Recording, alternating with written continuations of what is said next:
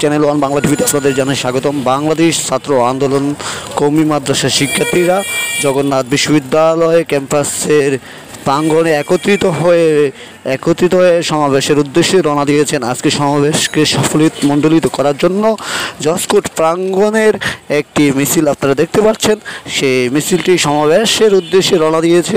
বিশাল জনসভায় জনসমুদ্র করতে ইসলামী ছাত্র আন্দোলন এবং বাংলাদেশ ইসলামী আন্দোলনের ডাকে সাড়া দিয়ে এই মিছিলটি সোহরাওয়ার্দী উদ্যানের উদ্দেশ্যে রওনা দিয়েছেন।